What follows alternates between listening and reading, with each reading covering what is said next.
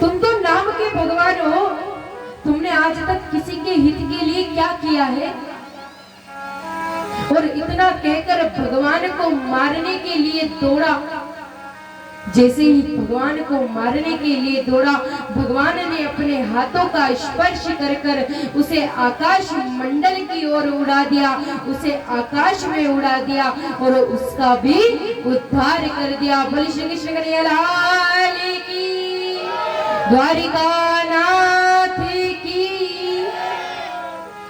इसीलिए कहते हैं बड़े बनने में कोई भलाई नहीं है। अरे हम विचार करते हैं कि हम बड़े हो जाए, बड़े हो जाए, बड़े हो जाए। जब हम नन्हे से बालक रहते हैं, छोटे रहते हैं, तो बड़ों को देखकर मन ही मन विचार करते हैं कि हम बड़े हो जाएं। अरे हम जल्दी बड़े कब होंगे? अरे हम जल्दी बड़े कब होंगे? हम स्कूल कब जाएंगे? हम कॉलेज कब जाएंगे? मन में सोचने लगते हैं। पर कहते हैं जितना छोटा बनोगे उतना ही आनंद आएगा। जो गाय का छोटा बछड़ा होता है वो गाय का दुग्ध पान करता है, और जैसे ही वो बछड़ा बड़ा होने लगता है तो उसे फिर वही रूखी सूखी घास खानी पड़ती है। छोटे बछड़े दूध पीते हैं और बड़े होत घुस खाए। इसीलिए महाराज जितना बन सके उतना छोटा बने।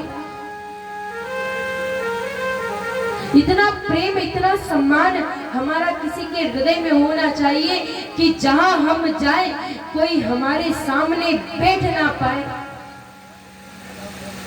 और जहां हम खड़े हों वहां किसी को ये ना लगे कि हम अभिमानी व्यक्ति आया हो।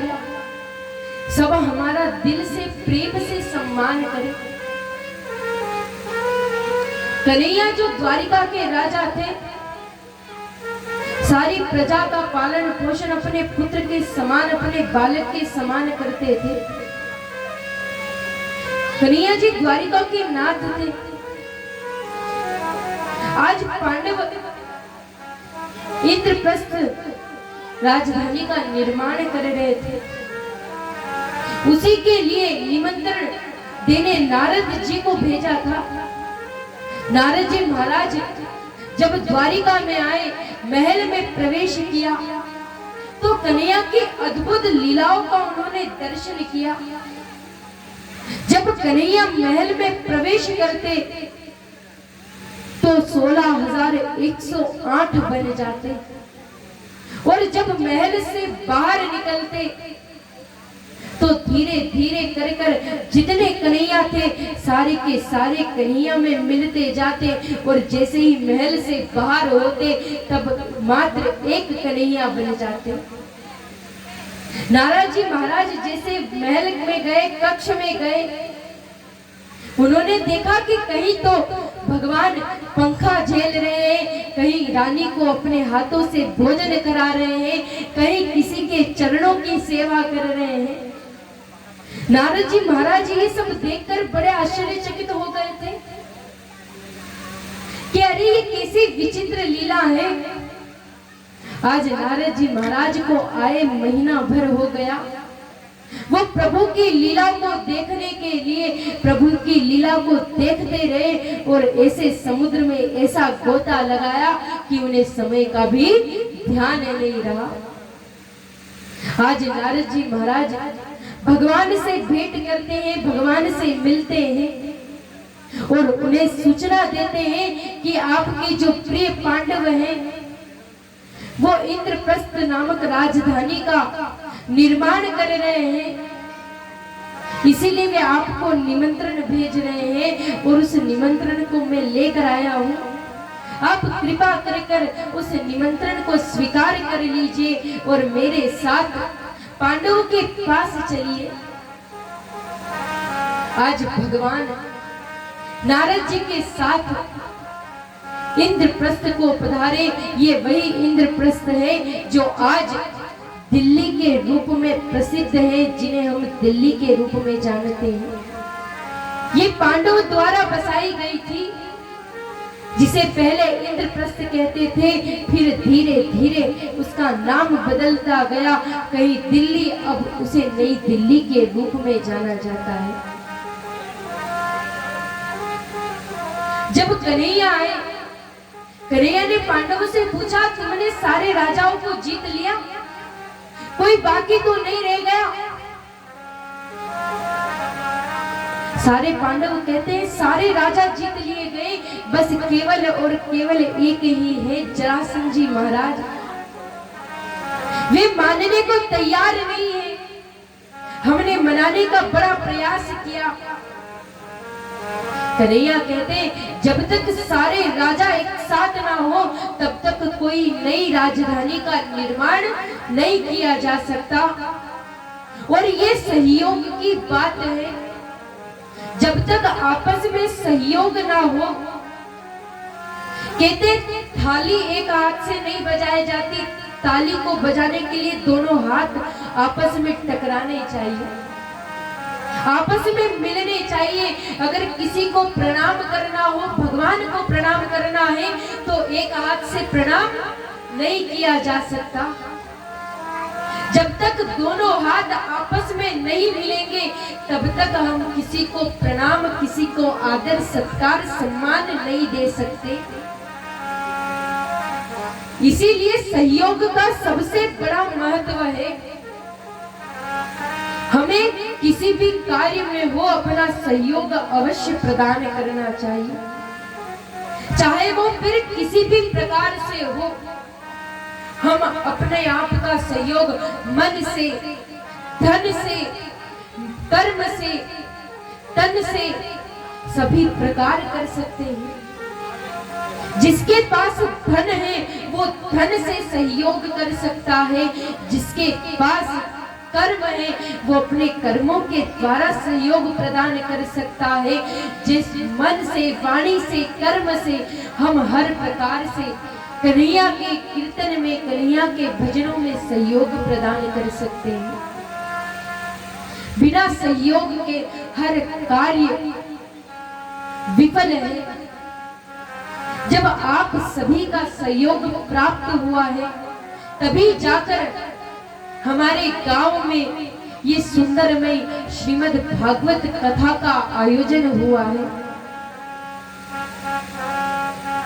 इसीलिए भगवान ने पांडवों को समझाया कि यहाँ सारे राजा एक साथ होने चाहिए, तभी जाकर हम नई राजधानी का निर्माण कर सकते हैं। आज भगवान अर्जुन को लेकर, भीष्म को लेकर संत का वेश धारण कर लिया और जरासंध जी महाराज के पास गए, क्योंकि उस समय जरासंध जी महाराज से बड़ा कोई संत का सेवक नहीं था। उनसे ज्यादा कोई संतों का सम्मान नहीं करता था। अगर उनके द्वार पर कोई संत आ जाए तो उसे खाली हाथ नहीं भेजते थे, क्योंकि उन्होंने 17 बार कृष्ण से युद्ध किया और हार गए, परास्त हो गए। पर जब संतों को बिठा कर गए तो 18वीं बार में कन्हैया रणछोड़ बन गए थे। कन्हैया युद्ध भूमि को छोड़कर भाग गए थे। इसीलिए जब से जरासंध जी महाराज के मन में संतों के लिए सम्मान हो गया, आज जो भी संत उनके यहाँ आता, जरासंध जी महाराज उसे इतना धन देते, इतना धन देते कि उसे कभी कमाने की, कहीं भिक्षा मांगने की आवश्यकता नहीं पड़ती। आज भगवान श्री कृष्ण, अर्जुन और भीमसेन जरासंध जी महाराज के यहाँ पहुंचे। जरासंध जी महाराज ने उनका बड़ा ही सम्मान किया, उन्हें सुंदर सा आसन दिया, भोजन कराया। भोजन कराने के बाद जरासंध जी महाराज उन्हें दक्षिणा देने लगे तो कन्हैया कहते हैं, अरे हमें ये दक्षिणा नहीं चाहिए, अरे हमें तो तुमसे वचन चाहिए। और कन्हैया मुस्कुरा दिए, इतनी सी बात कही और मुस्कुरा दिए। और हमारे कन्हैया, हमारे द्वारिकाधीश की पहचान ही उनकी मुस्कान है। जैसे ही कन्हैया मुस्कुराए तो जरासंध जी महाराज कहने लगे, अरे मैंने तुम्हें कहीं देखा है, तुम तो मुझे देखे देखे से लगते हो। कन्हैया कहते, देखा होगा, अरे आपके यहाँ तो दिन रात इतने संत आते हैं, अरे कभी मैं भी आया होगा। जरासंध जी महाराज कहते, ये सब बातें छोड़ो, आप तो जो मांगने आए हो वो मांगो। कन्हैया कहते, हमें आपसे युद्ध लड़ना है, आप हम तीनों में से जिससे भी युद्ध करना चाहते हैं आप उसे चुन लो। जरासंध जी महाराज कहते, तुम संत हो? अरे ऐसे कैसे संत हो जो युद्ध करने के लिए कहते हो? अरे आज तक मैंने ऐसा संत नहीं देखा जो युद्ध करने की बात करता हो। अरे सच सच बताओ तुम कौन हो? कन्हैया कहते, जब आप पहचान ही गए तो अब आपसे छुपाने का क्या अर्थ है? अब आपसे क्या छुपाएं? कन्हैया अपने रूप में आ गए, अपना परिचय देते हैं, मुझे तो आप जानते हैं, मैं कन्हैया हूं, मेरा नाम श्री कृष्ण है। जरासंध जी महाराज कहते, तुम्हें कैसे नहीं जानता होगा? अरे तुम्हें मैंने युद्ध में हराया है, 18वीं बार तुम रण छोड़कर भाग गए थे। कन्हैया जी अर्जुन और बलराम की ओर देखकर कहते, देख लो, अरे इन्हें 17 बार हमने हराया पर उसका कोई बात नहीं, उसकी कोई प्रशंसा नहीं, और जब 18वीं बार ये स्वयं जीत गए तो अपनी प्रशंसा करते हैं। आज कन्हैया कहते हैं, जो मेरी दाई ओर बैठे हैं ये पांडव हैं, इनका नाम है अर्जुन, और जो मेरी बाई ओर बैठे हैं इनका नाम है भीमसेन। हम आपको मनाने आए थे और आज हमारी चाह है कि हम आपसे युद्ध करें, युद्ध लड़ें। सोई जरासंध जी महाराज मनी मन विचार करते हैं कि कन्हैया तो मुझे 17 बार हरा चुका है, अरे 18वीं बार तो मैंने संतों का साथ लिया था, संतों का सहयोग लिया था, सोई में जीत गया था, पर अब की बार ये मुझे छोड़ेगा नहीं, और अब अगर मैं इससे हार गया तो बड़ी बेइज्जती होगी। सोई जरासंध जी महाराज कहते, तुमसे क्या युद्ध लड़ना? अरे तुमसे युद्ध लड़कर क्या करे, तुम तो रण छोड़कर भाग जाते हो, बड़े डरपोक हो, तुमसे युद्ध नहीं लड़ेंगे। अर्जुन की ओर देखकर कहते, अरे तुम तो स्वयं दुबले पतले हो, अरे तुमसे क्या युद्ध लड़े? अरे युद्ध का आनंद तब आता है जब कोई हमारे टक्कर का हो, कोई हमारे समान बलवान हो, और जहां तक कि हमें भीमसेन नजर आते हैं, ये भीमसेन ही है जिससे हम युद्ध कर सकते हैं। अब तो भीमसेन अपने सीने को तान कर खड़े हो गए, महाराज हमें चुन लिया, अरे हमसे युद्ध करना चाहते हैं। देखो, अरे द्वारिका के नाथ कन्हैया यहाँ पर बैठे थे, उनसे मना कर दी, अरे अर्जुन को मना कर दी, और मुझे चुना है, अपने मुंह को फुला लिया। भगवान श्री कृष्ण अर्जुन से कहते हैं, अर्जुन देख लो भैया को, अरे कितना अभिमान आ गया इन्हें। अब जरासंध जी महाराज और भीमसेन में युद्ध प्रारंभ हुआ। ऐसा युद्ध हुआ, ऐसा युद्ध हुआ कि भीमसेन की नस नस ढीली हो गई, पर जरासंध जी महाराज का बाल भी बाका नहीं हुआ। आज तो भीमसेन युद्ध कर करके हार गया, थक गया। जब रात्रि में युद्ध विश्राम हुआ तो दौड़ा दौड़ा कन्हैया के पास आया, कहने लगा, अरे गोविंद, अरे मुझे कहां फंसा दिया? अरे जरासंध जी महाराज तो इतने बलवान हैं, अरे इसे तो देखो, मैं कब से युद्ध लड़ रहा हूं पर इनका बाल भी बाका नहीं कर पाया। अरे कन्हैया, अरे हमारी भलाई इसी में है कि यहाँ से चल दो, यहाँ से निकल लो, अरे यहाँ हारे गए तो बड़ी नाक कटेगी। भगवान कहते हैं, आपको चुना है, आपको युद्ध करने के लिए, अरे युद्ध करो। भीमसेन कहते हैं महाराज अब आप नहीं जाओगे तो हम अकेले भाग जाएंगे, पर हम यहाँ से जाएंगे जरूर। भगवान कहते तुम चिंता मत करो, जब प्रातः काल युद्ध लड़ोगे तो उस समय मेरी ओर देखना, मैं जैसे जैसे इशारा करूं उसी प्रकार आप जरासंध जी महाराज को मारना। आज जैसे ही प्रातः काल युद्ध प्रारंभ हुआ, युद्ध के शंख बजे, जरासंध जी महाराज और भीमसेन में युद्ध हुआ और भगवान की ओर जैसे ही भीमसेन ने देखा, भगवान ने एक तिनका ले लिया जरासंध जी महाराज को। भीमसेन ने पैर से पकड़ लिया और जैसे ही भगवान ने तिनके के दो भाग किए, वैसे ही भीमसेन ने जरासंध की जंघा पर पैर रखकर उसके शरीर को बीच से चीर दिया और भगवान ने तिनके का इशारा किया। एक तिनका अपनी बाईं ओर फेंका और एक तिनका अपनी दाईं ओर फेंका। जैसे ही भगवान ने ये संकेत दिया, भीमसेन ने उसी प्रकार जरासंध जी महाराज के देह को लिया, शरीर को लिया और आपस में फेंक दिया। उसी प्रकार भगवान के इशारे मात्र से भीमसेन ने जरासंध जी महाराज का उद्धार कर दिया। बोले श्री कृष्ण कन्हैया लाल की, मोर मुकुट बंसी वाले की। आज भगवान ने जरासंध जी महाराज का उद्धार करवाया। आज पांडवों को लेकर भगवान इंद्रप्रस्थ को आए। इंद्रप्रस्थ में पधारे, जहां भगवान ने सुंदर से यज्ञ का आयोजन किया। यज्ञ में सभी को अपने अपने कार्य सौंप दिए, अपने अपने कार्य में लगा दिया। जो दुर्योधन है, जो कर्ण है, उन्हें दान देने में लगा दिया कि जो भी आए उन्हें बिना दान दिए तुम यहाँ से जाने मत देना।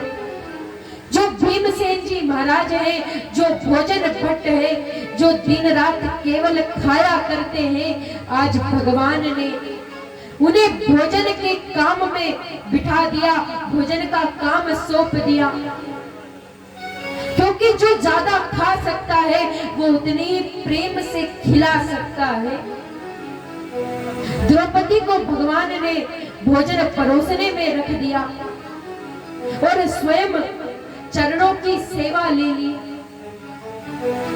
स्वयं चरणों की सेवा करने लगे इंद्रप्रस्थ में। जहां जितने भी प्राणी यज्ञशाला में आते, भगवान द्वार पर बैठकर उनके चरणों को धोकर अपने पीतांबर से, अपने पटके से पोंछकर फिर उन्हें अंदर जाने को कहते।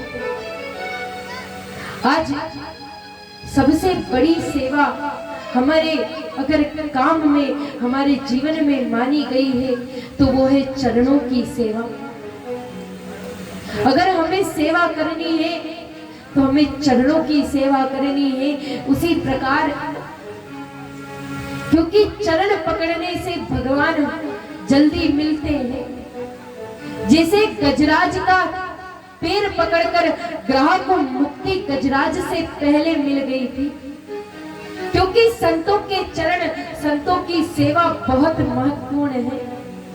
हमारे जीवन के कल्याण करने के लिए, हमारे जीवन को सफल बनाने के लिए ये बड़ी ही सरल तरीका है भगवान का भजन। भगवान का नाम हमारे जीवन को सफल बनाने के लिए, जीवन को उपयोगी बनाने के लिए, जीवन के कर्म को सफल बनाने के लिए बड़ा ही सरल और महत्वपूर्ण उपाय है। यहाँ भगवान सुंदर सी सेवा कर रहे हैं। इंद्रप्रस्थ में ऐसा निर्माण हुआ है कि जहाँ थल है वहाँ जल दिखाई देता है और जहाँ जल है वहाँ थल दिखाई देता है। इसी में दुर्योधन का पैर पड़ गया और वो जल में गिर गया। सोई उसी समय द्रौपदी हंस पड़ी और मुस्कुराकर कहने लगी, अरे अंधे का बेटा अंधा होता है, अंधे का बेटा अंधा होता है। उसी समय से महाभारत के युद्ध का प्रारंभ हो चुका था, क्योंकि भीमसेन भी चाहते थे युद्ध हो, द्रौपदी भी चाहती थी युद्ध हो, दुर्योधन भी चाहता था कि युद्ध हो। भगवान रोकने का अनेक प्रयास करते हैं, अनेक बात बताई, पर कोई मानने को तैयार नहीं। आज कौरव और पांडव का युद्ध हुआ, सारे कौरव मारे गए। ये कौरव अधर्म का प्रतीक थे। जहां ये सारे मारे गए, यहाँ भगवान श्री कृष्ण पांडवों के साथ थे, सोई सारे पांडव जीत गए। ये भगवान की ऐसी सुंदर कृपा है, जहां भगवान गोपियों के मनोरथ को पूर्ण करते हैं, दास दासियों के मनोरथ को पूर्ण करते हैं। उन्होंने विदुर जी के मनोरथ को पूर्ण किया, व्यास जी के मनोरथ को पूर्ण किया, उन्होंने आत्मदेव जी के मनोरथ को पूर्ण किया है। ऐसी सुंदर कथा है। इसी सुंदर कथा में बड़ा सुंदर चरित्र आता है, जहां मित्रता की बात करते हैं कि हमारे मित्र कैसे हो। हमारा जिससे भाव है, जिससे प्रेम है, वो मित्र जिसे सत्संगति प्यारी हो। ऐसे ही भगवान श्री कृष्ण के एक मित्र थे सुदामा, जिसकी लीला, जिसकी कथाएं हम सब श्रवण करते हैं।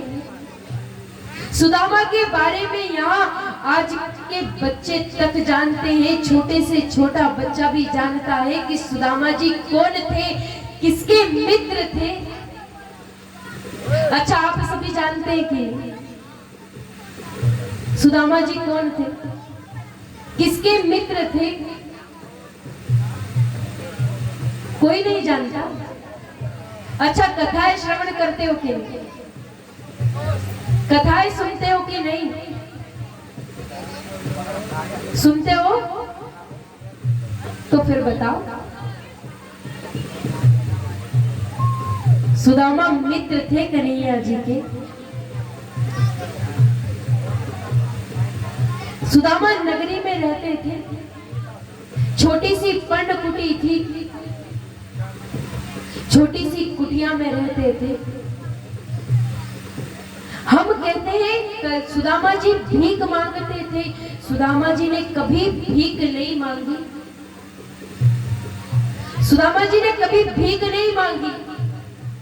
सुदामा जी जब भिक्षा लेने जाते, जो प्रेम से उन्हें दे देता था, वो उतना ही लेकर चले आते थे। और जहां कहीं उन्हें कुछ मिलता नहीं, जब खेत में जाते, वहां कुछ अनाज के दाने पड़े हुए रहते, तो उसे बिन कर लेकर आते, उसे पीसते और उसी की टिक्कड़ बनाकर स्वयं पा लेते थे। पर कभी किसी से मांगते नहीं थे, बड़े प्रेम से अपना जीवन व्यतीत कर रहे थे। सुदामा जी की पत्नी थी सुशीला, जिसका बड़ा ही सरल स्वभाव था, बड़ी ही सरल स्वभाव की थी। आज कन्हैया अपने मित्र को द्वारिका में याद करते हैं कि अरे मेरा एक मित्र है सुदामा, अरे जा दिन से पढ़ाई हुई है, वह दिन से वो पुनः लौट कर आया ही नहीं। आज कन्हैया द्वारिका में बैठकर याद करते हैं। इधर सुदामा की पत्नी को कहीं से पता चला कि उनके स्वामी सुदामा जी के जो मित्र है वो द्वारिका के नाथ है, वो कन्हैया सुदामा जी के मित्र हैं। सोई आज घर आई, घर आकर अपने स्वामी के सामने बैठी और बैठकर उनसे बात करने लगी, उनसे कहने लगी, अरे मैंने कहीं सुना है कि जो द्वारिका के नाथ है गोविंद, जो द्वारिका के नाथ कन्हैया है, वो आपके मित्र हैं, वो आपके सखा हैं। आज जैसे ही अपने मित्र का नाम सुना, अपने सखा का नाम सुना, सुदामा जी रुदन करने, लोग रोने लगे, उनके अश्रु प्रवाह होने लगे, गंभीर हो गई उनकी वाणी। अपनी पत्नी से कहते हैं, अरे देवी, तुम कहां से सुनकर आई हो? अरे तुमने कहां सुन लिया? अरे आज तो तुमने मेरे गोविंद का नाम ले लिया, अपने गोविंद को मुख से नाम ले लिया। आज सुदामा की पत्नी उनसे कहती है, अरे जब द्वारिका के नाथ आपके मित्र हैं, आपके सखा हैं, तो फिर आप इस दशा में क्यों रहते हो? अरे आप तो उनके पास जाकर सब कुछ मांग सकते हो। अरे आपको ये पता नहीं कि हमें कितना कष्ट हो रहा है? अरे हमें भोजन तक नहीं मिलता, इतने कष्ट को हम भोग रहे हैं, और आज तक आपने बताया नहीं कि श्री कृष्ण आपके मित्र हैं, आपके सखा हैं। अरे आज जब पता चला है तो आप जाइए द्वारिका और कन्हैया से आपके पास जो जो नहीं है सब मांग कर ले आइए। कन्हैया कहती, तुम पागल हो गई हो? अरे तुम्हें कुछ समझ आ रहा है? अरे जिसे मैं जीवन भर केवल याद करता रहा, कुछ मांगा नहीं, आज तुम उससे मांगने को कहती हो? अरे जब से हमने विद्या अर्जन की है, हम पढ़ कर आए हैं, तब से मैं उनसे मिला भी नहीं, और तुम आज मुझे वहां जाने को कहती हो, वो भी मांगने के लिए। सुदामा की पत्नी समझ गई कि मेरे स्वामी ऐसे नहीं जाने वाले, ऐसे नहीं मानने वाले। सुई उनकी पत्नी कहती है, आप एक काम करो, अरे आप केवल उनके दर्शन कर आ जाओ, आप उनसे मिलकर आ जाओ, आप ये तो कर सकते हो, इसमें तो कोई बुराई नहीं है। कन्हैया सुदामा विचार करते हैं कन्हैया के बारे में, बोले ये तो सही कह रही है देवी। अरे मुझे मिले को कितना समय हो गया है, मैं उससे मिला भी नहीं, तो मैं आज उससे मिल लूंगा। आज सुदामा जी अपनी पत्नी से कहते हैं कि देवी मैं जाऊं तो कैसे जाऊं, मित्र के घर खाली हाथ नहीं जाया जाता, उनके यहाँ खाली हाथ कैसे जाऊं। सुई सुदामा की पत्नी 5 घर से एक मुट्ठी चावल लेकर आई और 5 जगह से फटे कपड़े में बांध दिया, और सुदामा जी को देते हुए कहा, जाओ और इसे जाकर कन्हैया को दे देना। कन्हैया जब तुमसे मांगेगा, कन्हैया जब तुमसे मांगे कि भाभी ने क्या दिया है प्रेम में, तो ये कह देना, ये पोटली देकर कन्हैया सब समझ जाएंगे। आज सुदामा जी जाने के लिए तैयार हुए। मार्ग में गर्म रास्ता, जहां सूर्य देवता अपनी सीमा पर है, इतनी गर्म भूमि पर सुदामा जी जब चलकर जा रहे हैं, पैरों में छाले पड़ गए हैं, और मन ही मन गोविंद को कहते हैं, कन्हैया अरे तो दिल में बसने वाला था, अरे दिल में बसने वालों ने इतनी दूर नगरी कैसे बसा ली, अरे इतना दूर कैसे चला गया, अरे कैसे आऊं कन्हैया, अरे ये तेरी टेढ़ी मेरी डगरी है, जहां चलने को भी डर लगता है, जहां चलने को भी डर लगता है। आज सुदामा जी भगवान श्री कृष्ण से प्रार्थना कर रहे हैं, भगवान श्री कृष्ण को याद कर रहे हैं। तो आइए हम भी यहाँ बैठे बैठे भगवान की इस सुंदर सी मनोहर सी झांकी का दर्शन करें, और सुदामा जी के शब्दों में, सुदामा जी के प्रश्नों में, सुदामा जी के भाव में अपने हृदय को लगाते हुए भगवान से प्रार्थना करते हैं। भले द्वारिका नाथ की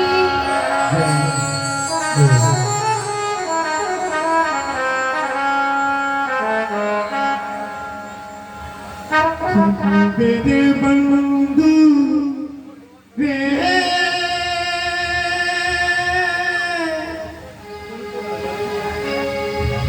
सुन मेरे मितवा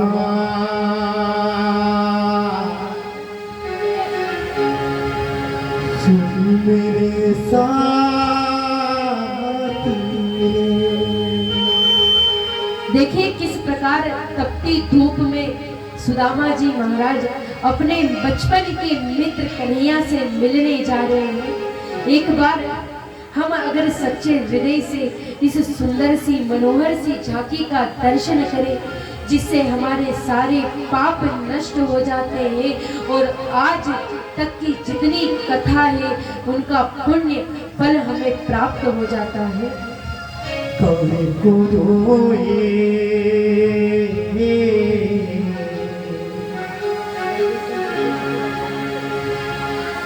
कभी जो होए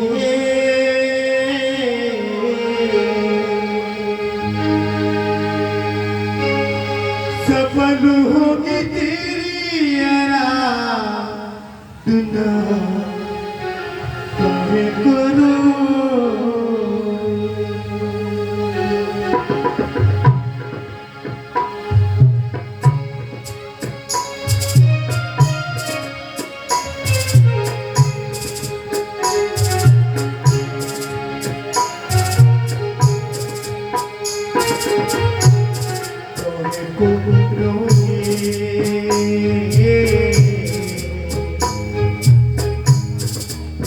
जो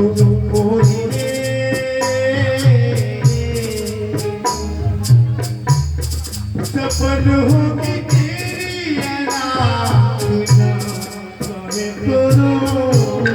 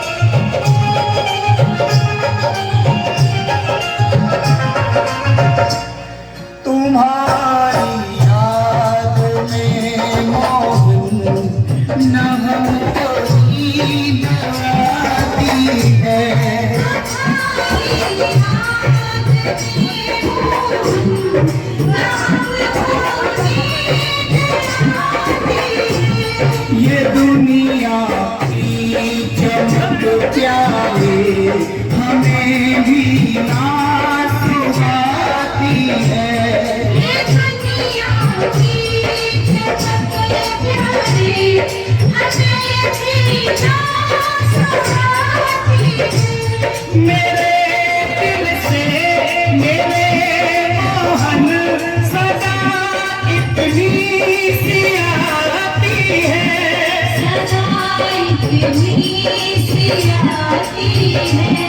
कन्हैया की हूँ मैं जो मुझे इतना बताती है। मुझे इतना बताती है। तुझे हरदम बुलाती है। तुम्हारी याद आती है। मुझे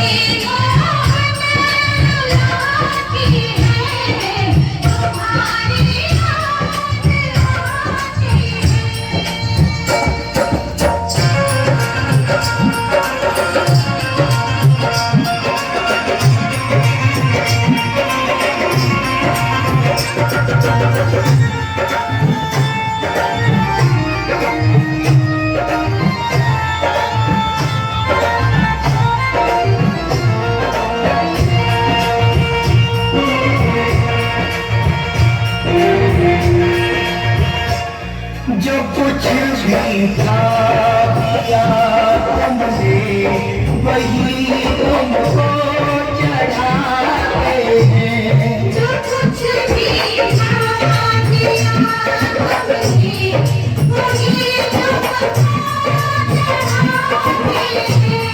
है मेरी आँख में आंसू यही तुमको दिखाते हैं।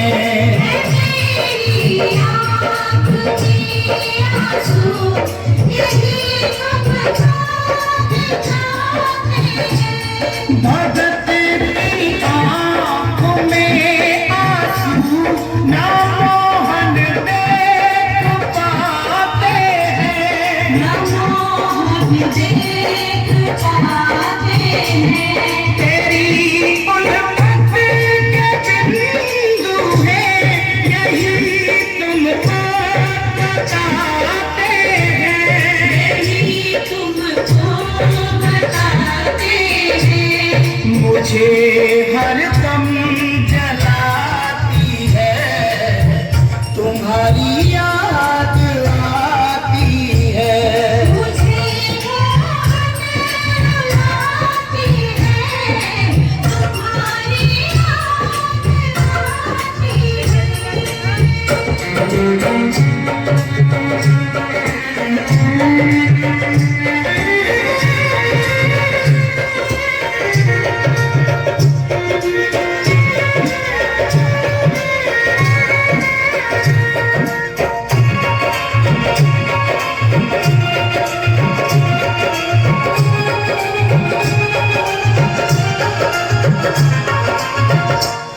दया कर दो मेरे मोहन तुम ही दाता कहाते हो।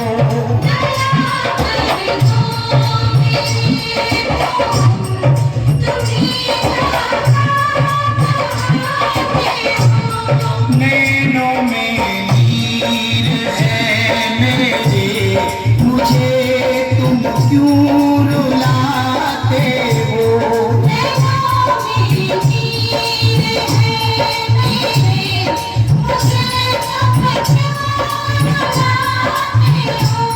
चले आओ मेरे मोहन तड़प अब सह न पाई है।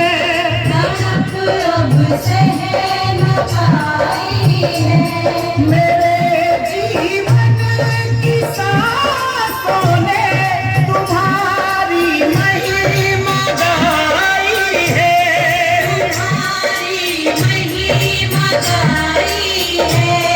यश को दर खींच लाती है तुम्हारी याद आती है।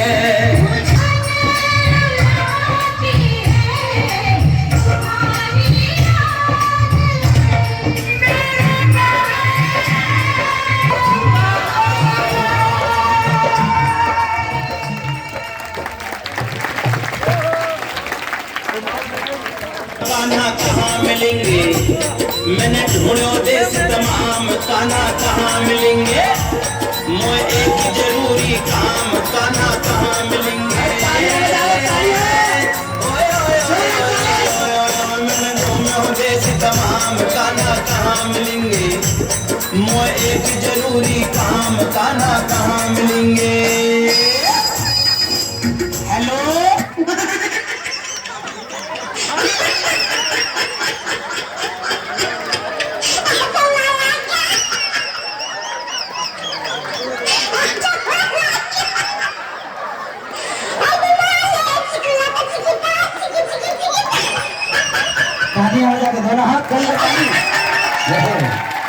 राधाचारी बोल रही है क्या? मैं बोल रही हूँ। कन्हैया जी कहाँ गए हैं?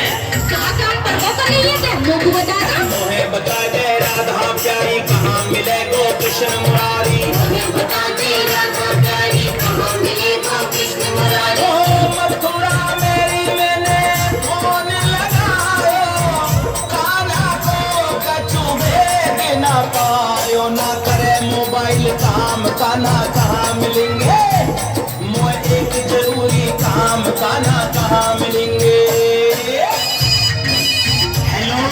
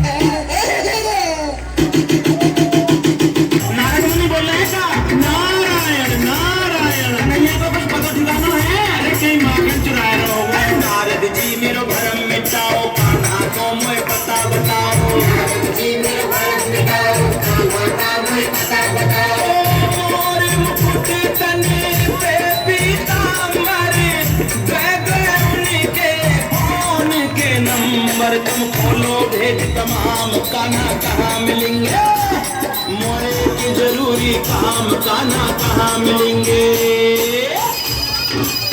हेलो